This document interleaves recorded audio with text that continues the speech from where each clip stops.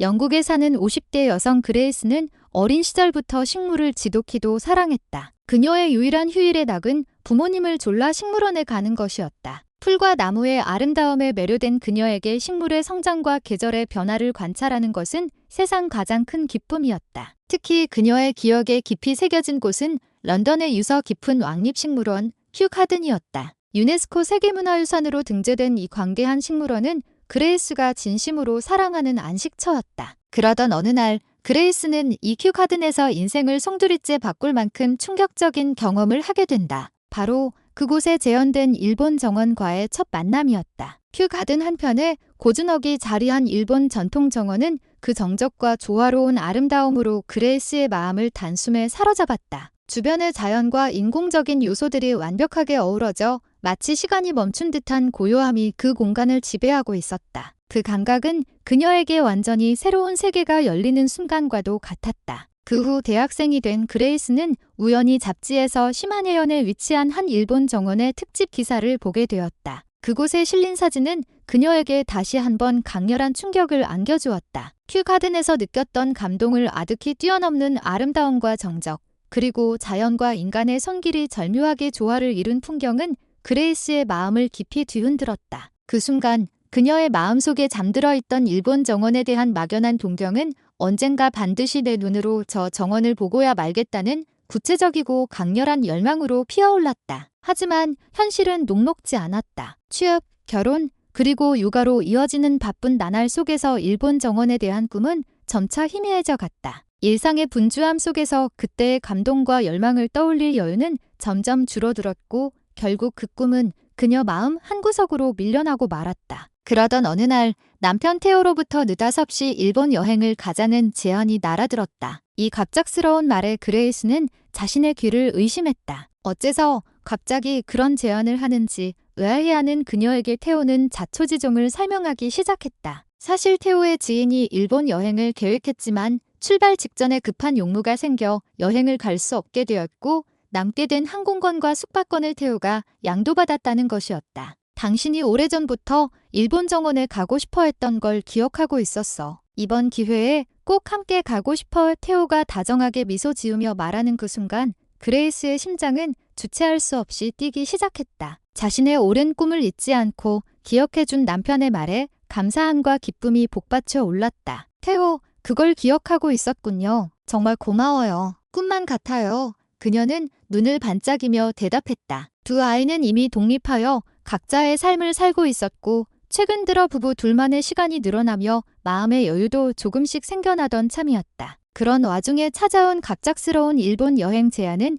그레이스에게 그야말로 하늘이 내린 선물과도 같았다. 그녀는 망설임 없이 그 제안을 받아들였고 오랫동안 마음속 깊이 잠들어 있던 일본 정원에 대한 뜨거운 열망이 다시금 활활 타오르기 시작했다. 그녀는 곧장 서점으로 달려가 일본 정원이 소개된 잡지들을 닥치는 대로 사들였다. 틈만 나면 잡지를 펼쳐들고 아름다운 정원 사진의 넋을 잃고 빠져들었다. 사진 속 정원의 풍경을 볼 때마다 그녀 안에서 일본에 대한 기대감은 무한히 부풀어 올랐다. 그러나 그레이스는 곧 알게 될 것이었다. 그녀가 꿈꿔온 일본의 모습은 허상에 불과했으며 상상조차 하지 못했던 끔찍한 현실이 그녀를 기다리고 있다는 것을. 마침내 길고 긴 기다림 끝에 일본 여행의 날이 밝았다. 그레이스와 테오는 17시간이라는 긴 비행 끝에 간신히 나리타 공항에 도착했다. 긴 여정의 피로가 몰려왔지만 두 사람은 환상과는 전혀 다른 일본의 첫인상의 경악을 금치 못했다. 수화물 컨베이어 벨트 앞에서 그들이 목격한 것은 공항 직원이 여행객들의 캐리어를 마치 쓰레기처럼 집어 던지는 충격적인 광경이었다. 쾅 소리를 내며 나뒹구는 가방들. 직원의 얼굴에는 일말의 미안함이나 조심성조차 찾아볼 수 없었다. 영국 공항의 거친 일처리는 익히 알고 있었지만 선진국이라 믿었던 일본의 모습은 그보다 더하면 더했지 결코 낫지 않았다. 이게 어떻게 된 일이죠? 그레이스가 떨리는 목소리로 묻자 테오는 분노로 얼굴이 굳은 채 입을 다물었다. 일본에 대한 첫인상은 그렇게 최악으로 시작되었다. 실망감을 안고 예약했던 온천 호텔에 도착한 두 사람. 여독을 풀기 위해 기대를 품고 온천으로 향했지만 그들을 기다리고 있던 것은 또 다른 악몽이었다. 그림처럼 아름다운 자연경관을 기대했던 것과 달리 온천은 불결하기 짝이 없었다. 물 위에는 정체 모를 뿌유물이 떠다녔고 구석에는 물때가 시커멓게 끼어 있었다. 더욱 끔찍한 것은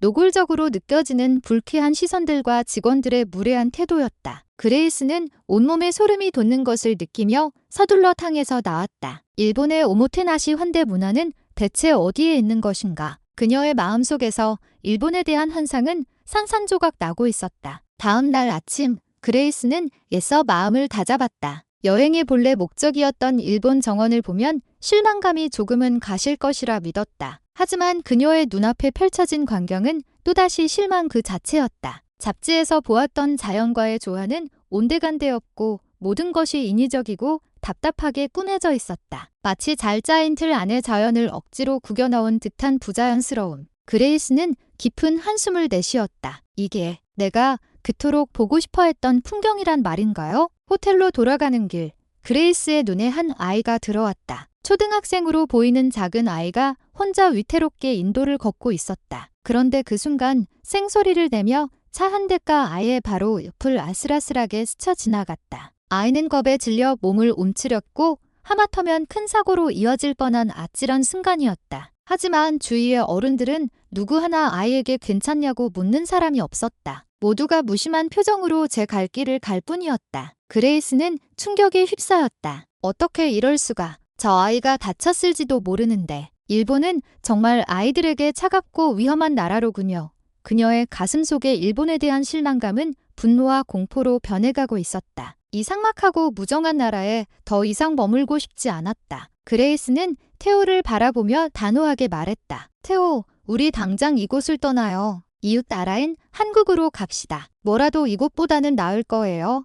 절망의 끝에서 내린 결정이었지만 이것이 바로 그들의 인생을 바꿀 구원의 선택될 줄은 아무도 몰랐다. 일본에서의 끔찍했던 기억을 뒤로하고 한국행 비행기에 오른 그레이스와 테오의 마음은 무겁기만 했다. 하지만 인천국제공항에 첫 발을 내딛는 순간 그들의 눈앞에 펼쳐진 광경은 그야말로 충격 그 자체였다. 나리타 공항의 혼잡하고 불쾌했던 모습과는 180도 다른 첨단 기술과 질서가 완벽하게 조화된 현대적인 공간, 모든 것이 반짝이고 사람들의 얼굴에는 여유와 친절함이 가득했다. 그리고 수화물을 찾을 때 두 사람은 다시 한번 경악했다. 공항 직원이 그들의 캐리어를 마치 깨지기 쉬운 달걀을 다루듯 두 손으로 소중하게 받아 조심스럽게 내려놓는 것이 아닌가. 일본에서 겪었던 무례함과는 극명한 대조를 이루는 그 모습에 그레이스는 자신도 모르게 눈시울이 붉어졌다. 작은 배려 하나가 이토록 큰 감동을 줄 수 있다는 사실을 그녀는 처음 깨달았다. 일본 정원의 인공적인 아름다움에 실망했던 그들은 한국의 진짜 자연을 만나보기로 했다. 그들이 향한 곳은 순천만국가 정원이었다. 그곳에 도착한 순간 그레이스는 숨을 쉴 수조차 없었다. 끝없이 펼쳐진 갈대밭과 광활한 갯벌, 그리고 그 모든 것을 품고 있는 잔잔한 물결. 인위적인 꾸밈이라고는 찾아볼 수 없는 자연 그대로의 모습이 빚어내는 장엄하고도 평화로운 풍경. 그레이스는 일본에 갇힌 정원이 결코 흉내낼 수 없는 한국에 살아있는 자연이 주는 압도적인 아름다움 앞에서 할 말을 잃었다. 그녀는 깨달았다. 진정한 아름다움이란 인간의 손으로 억지로 만들어내는 것이 아니라 자연과의 조화 속에서 저절로 피어나는 것임을. 한국의 자연은 상처받았던 그녀의 마음을 부드럽게 어루만지며 치유해주고 있었다. 서울의 한적한 거리를 걷던 어느 날 오후였다. 그레이스는 문득 일본에서의 끔찍한 기억을 떠올렸다. 혼자 위험하게 길을 걷던 아이, 그리고 그 아이를 향해 무섭게 돌진하던 자동차. 바로 그때 그녀의 눈에 노란색 책가방을 맨 한 초등학생 아이가 들어왔다. 아이는 횡단보도 앞에 멈춰서서 길을 건널 준비를 하고 있었다. 그 순간 그레이스의 심장이 철렁 내려앉았다. 안 돼. 위험해. 그녀는 일본에서의 트라우마 때문에 자기도 모르게 아이를 향해 달려가려 했다. 하지만 다음 순간 그녀의 눈앞에 믿을 수 없는 광경이 펼쳐졌다. 횡단보도에서 꽤 멀리 떨어져 있던 차들이 마치 약속이라도 한 듯 일제히 속도를 줄이며 멈춰 서는 것이었다. 그리고 횡단보도 옆에서는 연두색 조끼를 입은 녹색 어머니의 자원봉사자 아주머니가 환한 미소로 깃발을 들고 아이가 안전하게 건널 수 있도록 돕고 있었다. 모든 것이 너무나 자연스럽고 질서정연했다. 아이 한 명의 안전을 위해 사회 전체가 하나의 유기체처럼 움직이는 듯한 모습. 그레이스가 넋을 잃고 그 모습을 바라보고 있을 때 마침내 클라이맥스가 찾아왔다. 횡단보도를 무사히 건넌 아이가 갑자기 돌아서는 것이었다. 그리고는 자신을 위해 멈춰준 운전자를 향해 허리를 90도로 깊이 숙여 정중하게 인사를 했다. 운전자는 그런 아이를 향해 따뜻한 미소를 지으며 손을 흔들어 주었다. 그 짧은 순간에 오고 간 따뜻한 교감. 그레이스는 더 이상 참을 수 없었다. 그녀의 두 눈에서 뜨거운 눈물이 폭포수처럼 쏟아져 내렸다. 이것은 슬픔의 눈물이 아니었다. 깊은 감동과 전율, 그리고 일본에서 받았던 상처가 깨끗이 치유되는 환희의 눈물이었다. 그녀는 흐느끼며 말했다. 태호, 봤어요? 저 아이를. 이곳이 바로 진짜 동방의 지국이었군요. 그레이스는 떨리는 손으로 이 모든 광경을 스마트폰 영상으로 담았다. 그리고 그날 밤 숙소로 돌아와 딸에게 영상을 전송하며 벅찬 감동을 전했다. 이 영상을 꼭 보렴. 한국이라는 나라에서는 아이들이 이렇게 존중받고 또 스스로 존중을 표현한단다. 딸, 역시 영상을 보고 큰 감동을 받았고, 엄마, 이 영상을 제 SNS에 올려도 될까요? 전 세계 사람들이 봐야 해요 라고 흥분해서 말했다. 유명인도 아닌 평범한 자신들의 게시물이 얼마나 큰 파장을 일으킬지 상상도 못한 채 그레이스는 그러라고 대답했다. 며칠 후 믿을 수 없는 일이 벌어졌다. 그레이스의 딸이 올린 단 몇 초짜리 영상은 순식간에 인터넷을 통해 전 세계로 퍼져나갔다. 영상은 그야말로 바이럴이 되었다. 댓글창에는 경이로움과 찬사로 가득한 글들이 쏟아졌다. 한국은 천국이다. 아이들이 가장 안전하고 행복한 나라, 일본은 과거, 한국은 미래다. 이 영상이 모든 것을 증명한다. 이것이 진정한 참교육이다. 한국의 교육 시스템은 세계 최고다. 내 아이에게 당장 이 영상을 보여주고 싶다. 존경심이 무엇인지 가르쳐주는 완벽한 교재다. 세계의 반응은 폭발적이었다. 그레이스와 테오의 이야기는 영국의 한 지역 방송국에까지 알려졌고 그들은 인터뷰 요청을 받게 되었다. 카메라 앞에 선 그레이스는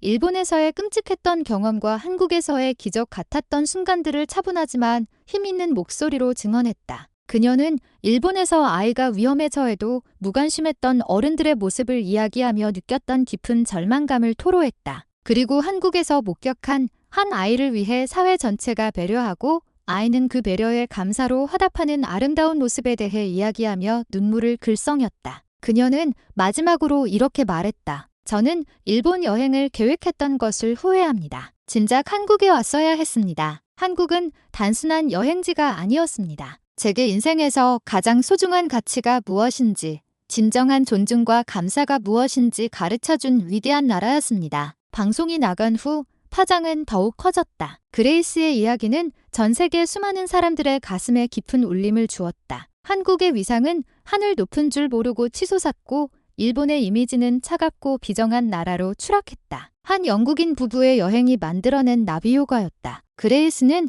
자신의 작은 행동이 이토록 거대한 변화를 가져올 줄은 꿈에도 몰랐다. 그녀는 이제 남은 인생을 한국의 위대함을 알리는 데 바치기로 결심했다. 그녀의 마음속에는 단 하나의 생각만이 가득했다. 더 일찍 한국에 오지 못했던 것이 내 인생 최대의 실수였다는 달콤한 후회. 그녀는 창밖의 푸른 하늘을 바라보며 한국에서의 감동적인 순간들을 떠올렸다. 그것은 그녀의 남은 생을 지탱해 줄 가장 따뜻하고